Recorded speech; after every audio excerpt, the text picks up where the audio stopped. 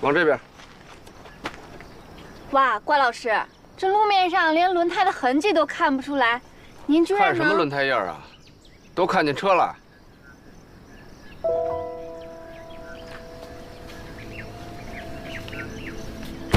哎，关老师，车上没有发现任何不寻常的东西。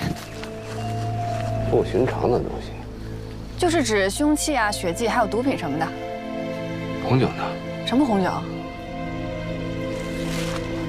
当然是那瓶61年的拉菲。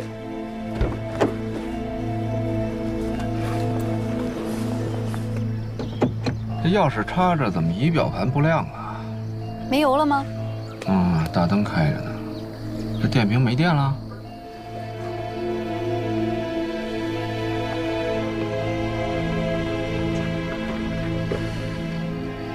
也没人坐过。后备箱检查了吗？查过了，后备箱很空，只有随车配送的一些简易工具包，还有急救包什么的。哦，还有2瓶矿泉水。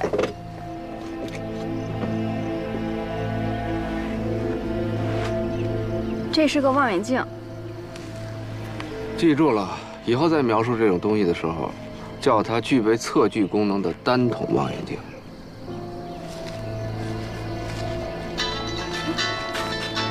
哎，马队长，对，就在设置路障旁边的山路右拐就到了。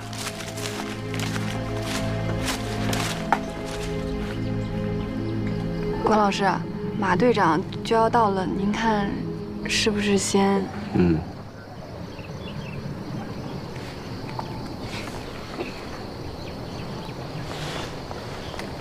别碰焦距啊！现在焦距固定在800米左右。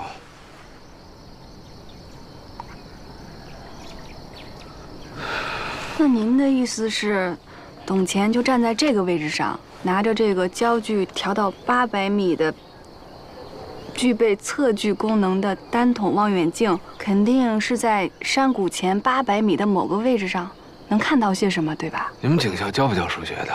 咱们现在所在的高度大概是100米左右。如果这800米算作三角形的斜边的话，那么底边的实际距离是730米左右。可是这样也不能说明咱们前方山谷里730米距离这条线就一定有些什么呀？没错，也不排除他跟咱们玩了一次没有保险锁的蹦极。这搜山啊是避免不了了。搜山？当然，既然他弃了车，就只剩下徒步跋涉和跳崖这2种选择。你不是说他没拿矿泉水吗？这人呐，走不远。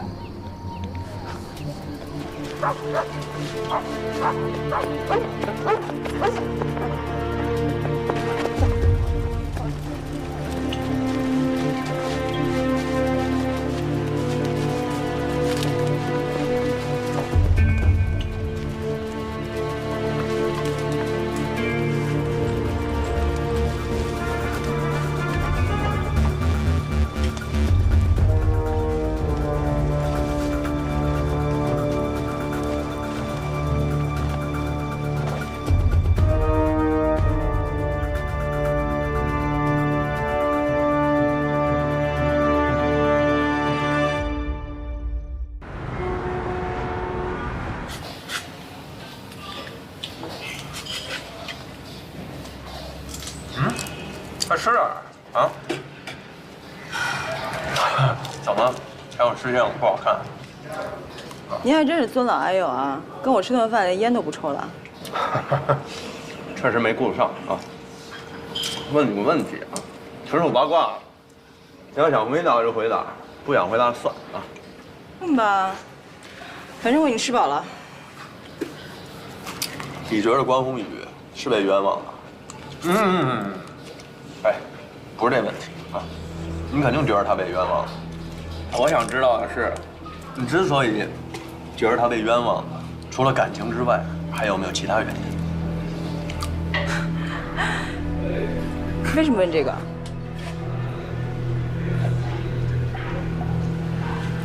在调查的时候，你说你跟他分手了，那你现在怀孕，很矛盾啊。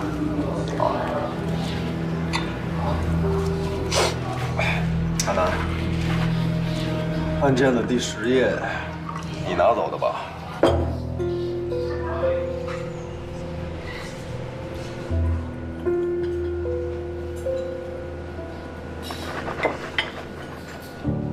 你好，请慢用。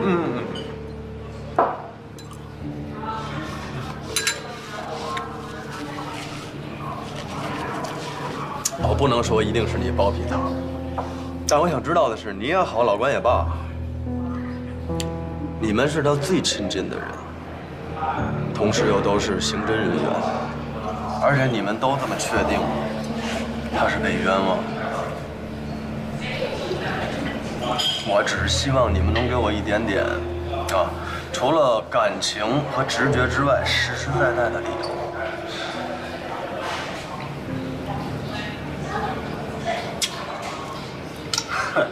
说来也可笑了，唯一给了我一点线索和可能性的是关宏宇本人。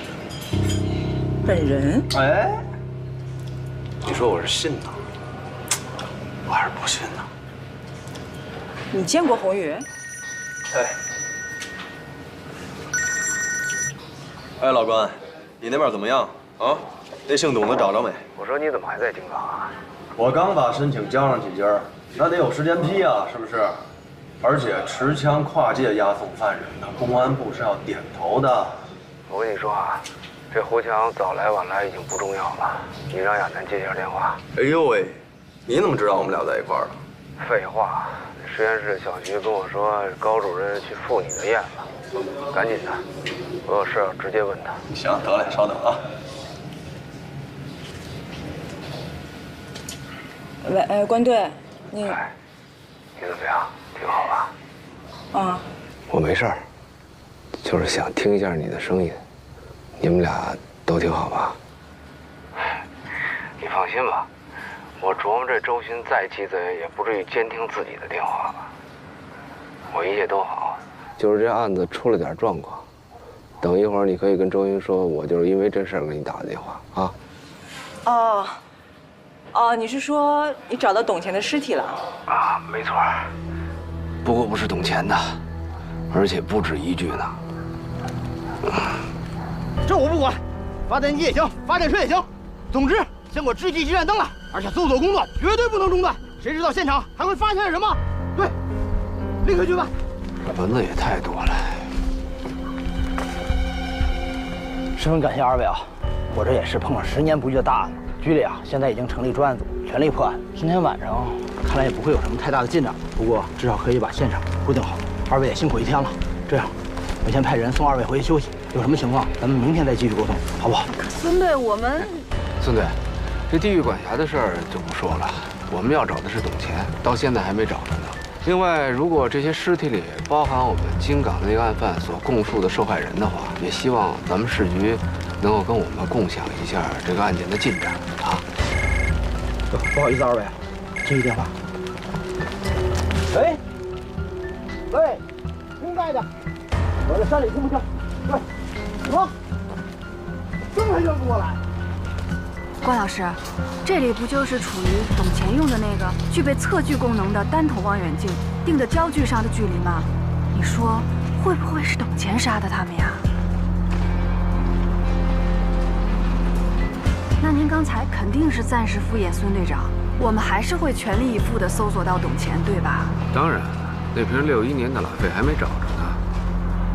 在那个道上多注意安全。好了，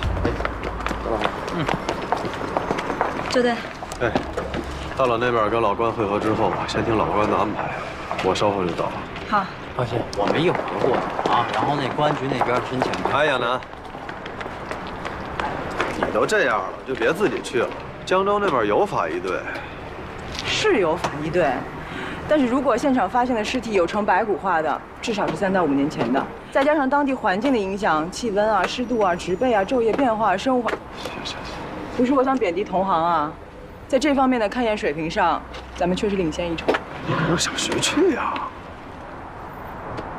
那好啊，小徐。啊。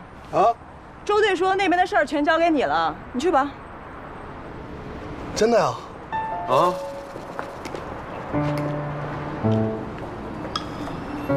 不行，周队，我哪能行啊？不行，高主任，我是不行，不行啊！不行，不行，不行。行了，你之前不是刚跟我说过吗？大家都是干刑侦的，干活吧。行吧，行吧，啊，自己小心吧，啊。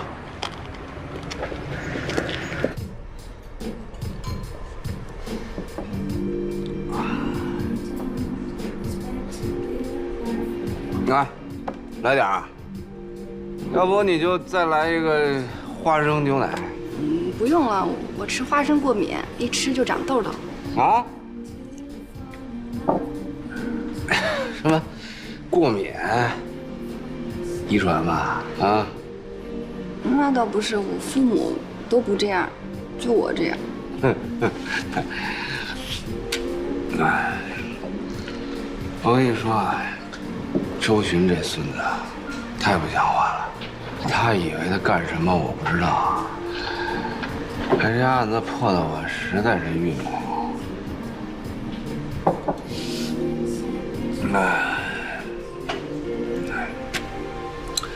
不管怎么说，你是信任我的，对不对，书童？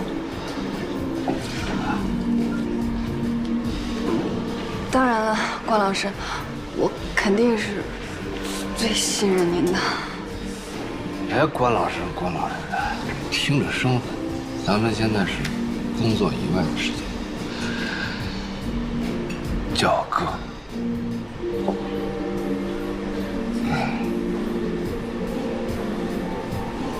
关老师，我一直有一件事儿想不明白。说。我一直觉得你有两副面孔，有的时候吧，我觉得您严肃认真，行事得体，特别像我的长辈还有老师。但有的时候，我觉得您更像一个普通人。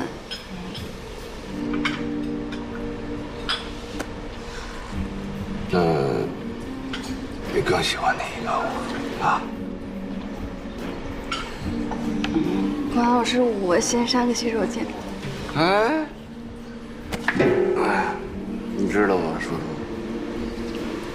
我早就想告诉你了，只有你能看见我的另一面。关老师，我队里增援就要到了。关老师，我先回宾馆写报告了。哎，我等会儿回去陪你啊。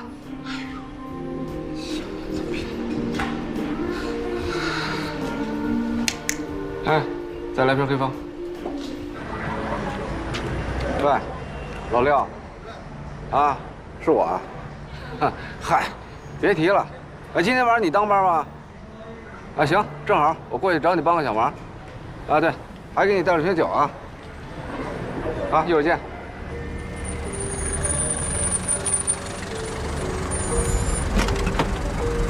麻烦您南山。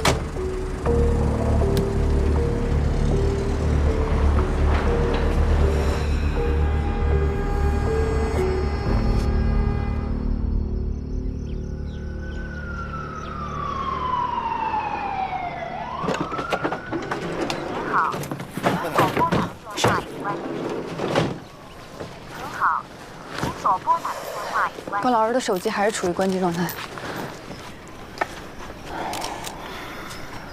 你俩昨天晚上怎么分开的？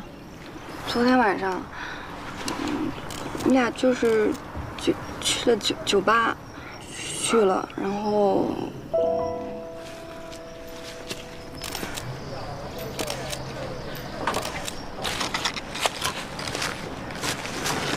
昨天晚上怎么着人家小姑娘了？你看把人家害羞的。我不是让你别过来吗？怎么又来了？啊？关老师，周巡什么时候到啊？应该是今晚。好。赵倩，这是孙队。哦，孙队。管辖问题解决了吗？公安部已经做出了指认管辖的确认函，应该这2天就会过来。希望我们2市的刑警通力合作，早日破案。好的。哎，公安部有那么快吗？大家总不能白来吧，让周队圆个谎呗。小徐，干活吧。好嘞。你是不是昨天没休息好啊？你这儿。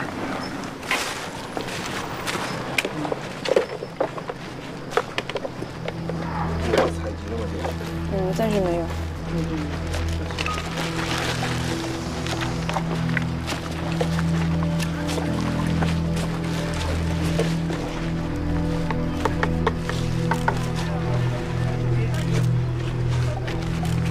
怎么样？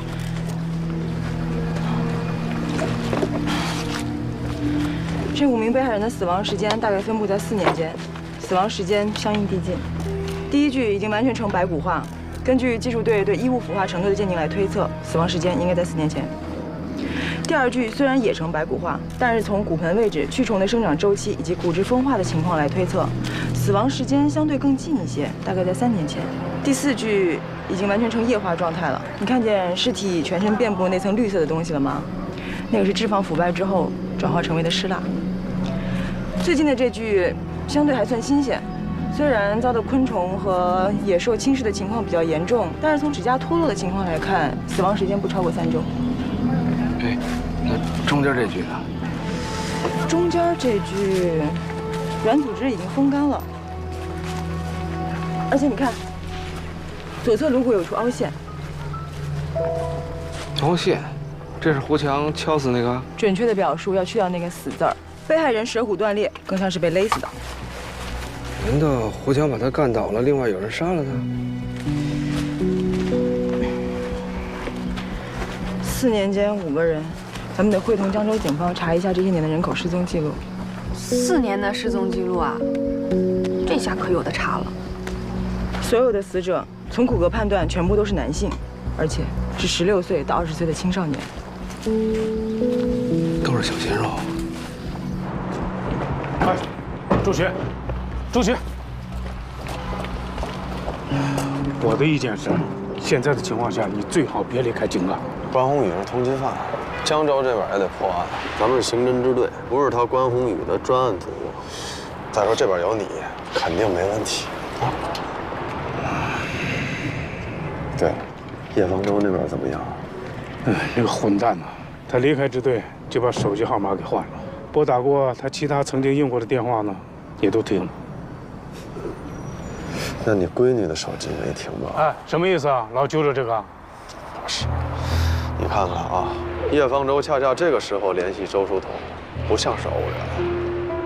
无论出于保护你女儿，还是查到叶方舟背后的秘密，我都建议你跟进一下。行，我先走了啊。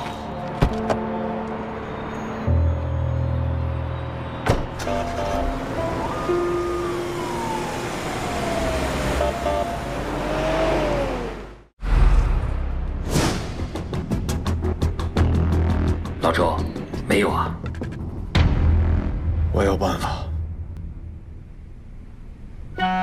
我被拉进了一个500人的单身群，约定好了，谁结了婚就要退群。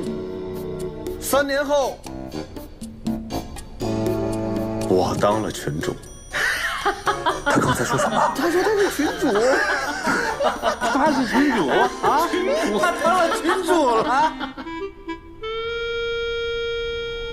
超搞笑的视频，超恶搞的段子，和脑洞大开神评论、神套路，尽在最右 APP。没事儿，千万别下最右 APP。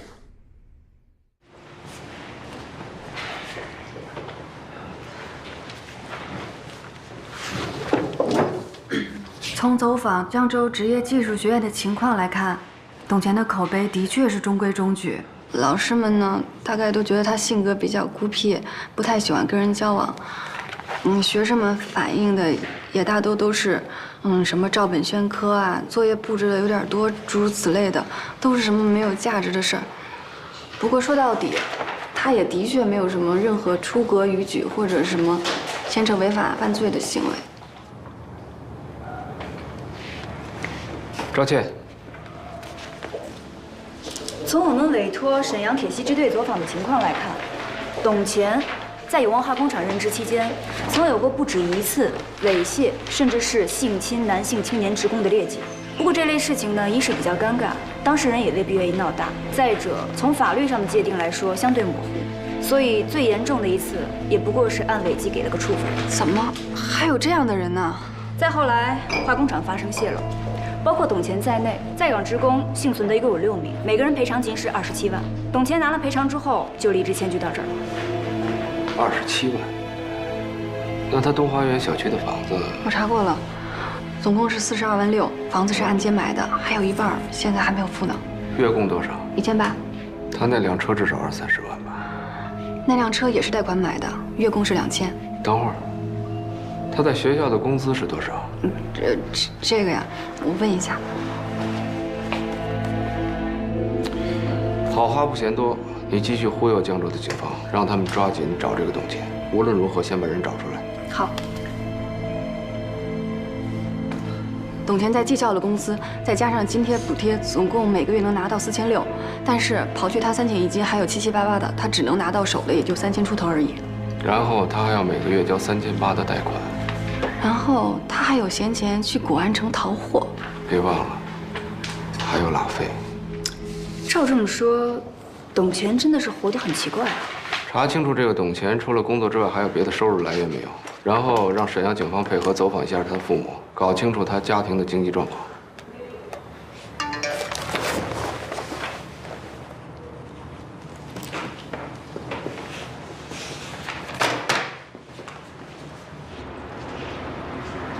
哎，方便吗？没问题，你说。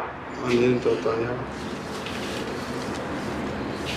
喂，侯宇，周巡已经带着押运车过去了，不出意外的话，今天晚上就会到，到时候你就更难脱身了。放心吧，昨天晚上我已经找机会去了一趟南山军区，中间环节我就不说了，跟我接洽的是我当年非常可靠的一个战友。总之，这个安婷曾在南山军区武警部队服役多年，后来弄丢了一批报废枪支，被送上了军事法庭，但是证据不足，所以没有定罪。但最后还是被开除了。这个安婷本是山西大同人，父亲早年病逝，母亲患老年痴呆症，现在还在大同一家养老院。她被部队开除之后行踪不明，据说是带了妹妹去京港发展。妹妹，在安婷服役期间，老太太大概是觉得孤单，领养过一个女孩，但在记录上查不到，好像也不姓安。那这个安婷的母亲姓什么？好像是姓赵。姓啥？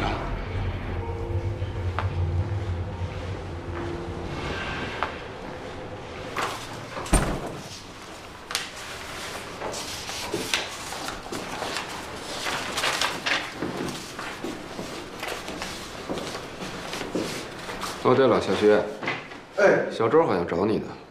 好，我去看看。对。怎么样？结果出来了吗？1号被害人，他在肋骨下方我们发现了多处刀痕，经过初步诊断是遭利器戳刺致死的。2号被害人的刀痕在颈椎前方，也就是说很有可能被一刀戳穿了脖子。3号跟4号被害人很像，都是遭勒颈致死的。去除表面的湿蜡之后，我们甚至还能模糊地看到颈侧的勒痕。5号被害人是被溺死的，我们在肺腔提取的水质样品。怎么老觉得跟你一本正经的聊案子那么搞笑呢？什么意思啊？是不是觉得我改邪归正以后，这魅力值大减呢？对了，关于死亡时间更确切的认定，我还需要去趟现场，找一些关于气温、湿度以及生物环境相关的检材。既然您来了，能不能陪我去趟现场啊？我想来也拦不住啊！哎，你得注意一下身体啊。关老师，周书彤没找我呀？是吗？那可能我听错了吧？没事，你先忙吧。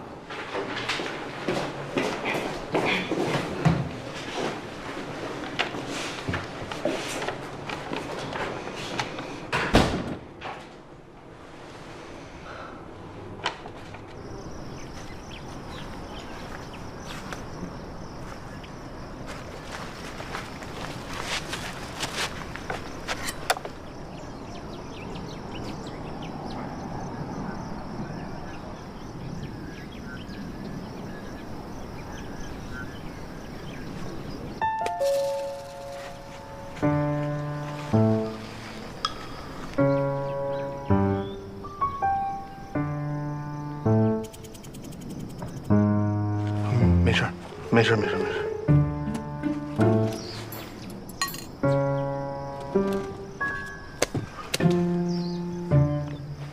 姐，有东西砸着我了。没事儿。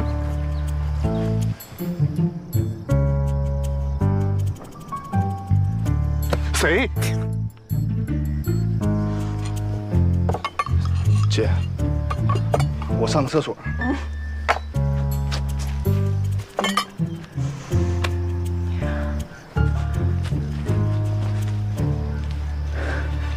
你干嘛？没听见人说吗？要上厕所，这多恶心！你要累就歇会儿。王老师，从董前东花园小区的走访情况来看，物业、保安还有同楼的居民都不止一次发现董前时不时的就带一些男性青年回家，但他因为是老师，所以大家以为他带学生回去补课呢，也就没有多想。但谁能想到？是，这个从现场情况来看呢，犯罪嫌疑人很可能是董前，但也不能视为我们就掌握了确凿的证据。但是冷却期和被害方式都不一样的话，那关老师您是怎么确定的呢？是这样啊，我跟你说，这连环杀手不等同于疯子，有时候谋杀行为只是在实施某种犯罪的结果的延伸，也就是说，这凶手在行凶的时候未必就真的想置被害人于死地，但结果被害人死了。你看那第一具尸体，他是遭利器反复戳刺致死的。那您的意思是，第一名被害人很可能是跟凶手在发生暴力冲突的时候被杀死的。第二具尸体呢，也是遭利器戳刺致死，但手法就利索很多了。颈部一刀毙命，凶手的手法进步太多了。但是利器所造成的开创性伤口会造成大面积的失血，其实对于他清理现场会很麻烦的。所以凶手就改用勒杀或者其他不见血的方式作案，而最后一名嫌疑人溺死的。这样看来，凶手的作案手法越来越成熟了。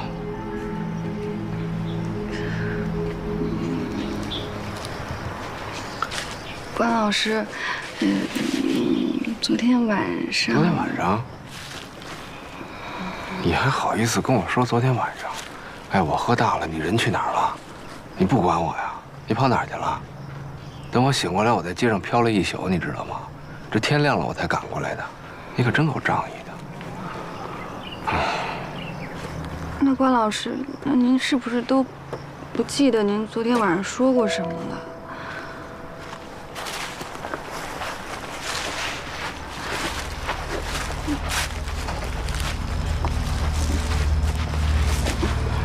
关老师，其实我昨天晚上就想告诉您，太阳出来了，你看得清楚那片树林吗？什么树长那样？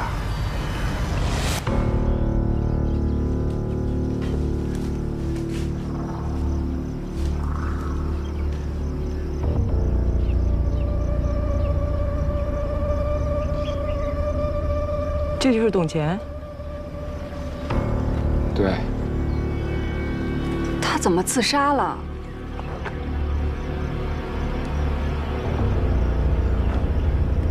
那瓶61年的红酒呢？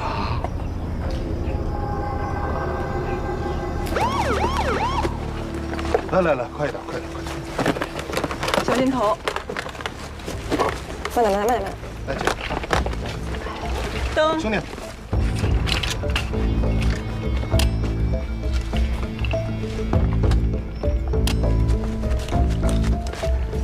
关老师，周队说还有1-2个小时就要到了，不过我们这边是不是要结案了？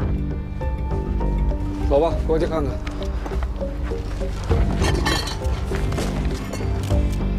刚刚送了吗？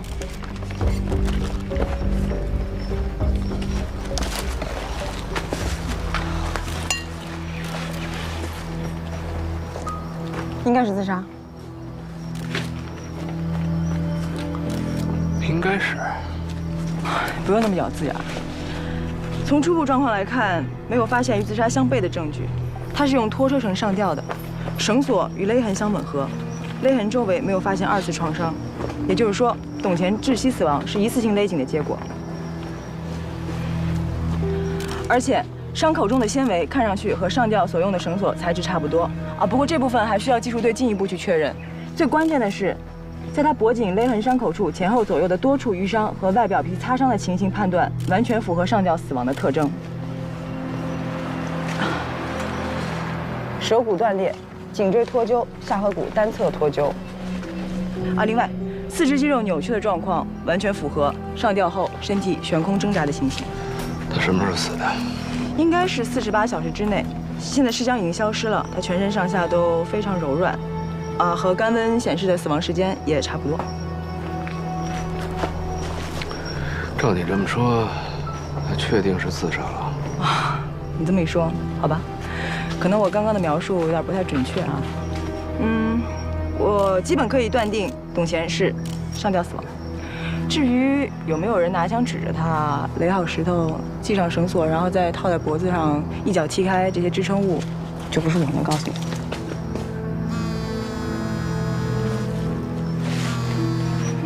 小周，来帮我扶下灯。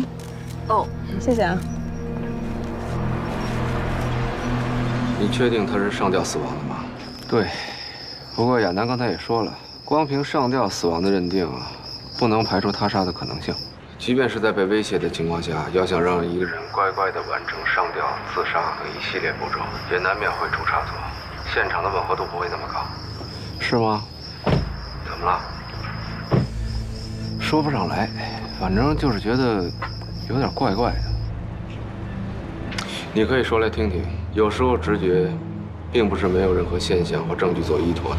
你也许还没有掌握对于线索的整理和归类，但结论并不一定是错的。是这样啊，董乾消失以后呢，我们按照正常的搜索逻辑找到了他的车，然后从他车里找到了一个单筒望远镜，上面定焦的距离刚好让我们找到了一地的尸体，然后从抛尸现场回望，又很容易地找到了董乾上吊的地方，这一切都太顺利了。我觉得好像哪儿不大对头。你拿到那个望远镜的时候戴手套了吗？当然戴了。那个望远镜是什么材质做的？金属、复合塑料还是橡胶？上面有没有喷涂？这你查一下是什么材质做的。如果是常规的材料，上面应该有指纹。哎，你的意思是说，那镜头上可能有别人的指纹？重点是，那上面到底有没有指纹？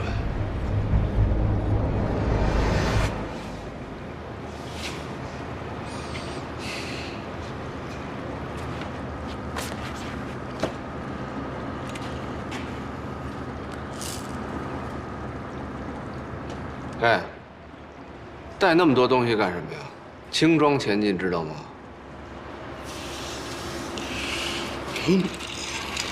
我就觉得，你说咱们去之前，是不是应该跟人打声招呼啊？宏宇特意支开周巡，就是为了缓解京港这边的压力。他要知道我去的话，肯定不会同意的。惹那个麻烦干什么？不，我就觉得我思前想后啊，你想不想听听我的意见？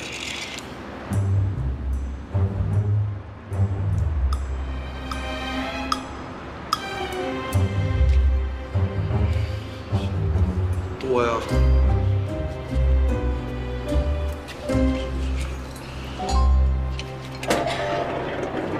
郭队，人押过来了，下来。保释放去，23，走。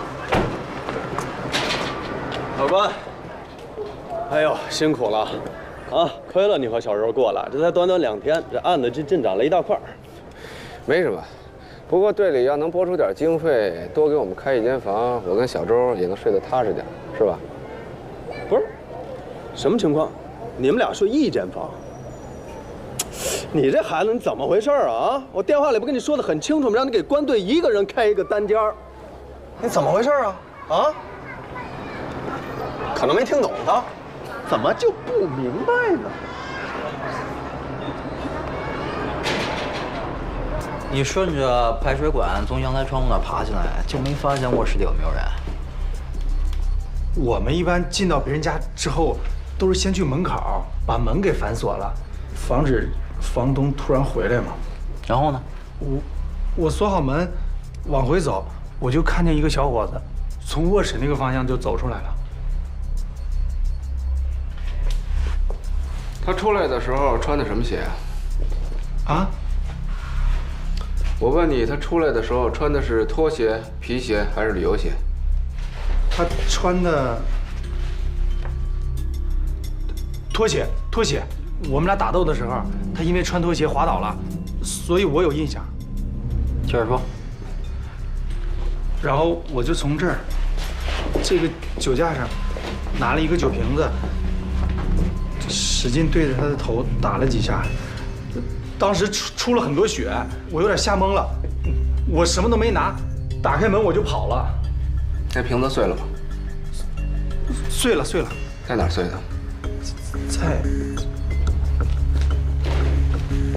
就在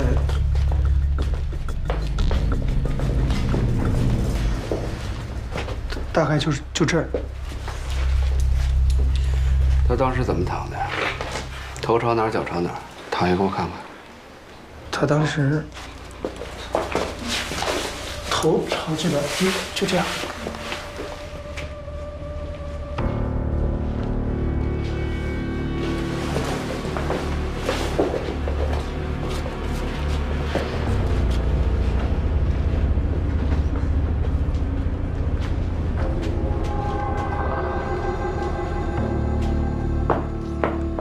怎么着，老哥？觉得地板被换过？我看这地板缝隙之间颜色差不太多，应该没被调换过吧？王啊，把技术队叫来，把地板全给我撬了。得嘞。朱队，这是我们总队的李队长，新来的朱队。李队长你好。你好，请坐吧。哎，好。我们沿着江州职业技术学院的方向跟进调查，发现最近遇害的4号、5号被害人都是该校辍学的学生。2位受害人生前都或多或少受到家庭的影响，导致耽误学业，平日里结交了许多的社会上的闲散人员。从东花园小区保存的监控视频里我们已经查到了最后一名被害人和董乾共同进入东花园小区的记录，时间上和法医给的死亡时间基本上吻合。此外，我们也在对近些年这个范围特征内的失踪人口报案进一步筛查，相信很快就能锁定所有受害人的身份信息。周队，您这边哦，正好，资料，我们在胡强指认的地板下面发现了血迹和红酒残留。他在2年前的9月15号入室行窃，并且伤害了一名男青年的犯罪事实已经被证实了。再联系咱们两边的法医对3号受害人的检验的情况来看呢，3号受害人和这个男青年很可能是同一个人，但是3号受害者是死于舌骨断裂。说白了吧，也就是被勒死的，并非胡强所为，应该另有其人，或者很可能是董乾干的。这儿，目前案件勾勒出来的大概情况是，董乾作为曾经在沈阳多次猥亵乃至是性侵多名男性青年的潜在犯罪分子，移至到江州以后，不止一次的诱骗辍学、无业，甚至是有类似境遇的青少年到自己家中实施性侵害。我们有理由相信，更多的受害人没有遭到杀害，只是没有报案。哦，另外那个我们官队认为这个案子还有一些疑点，官队。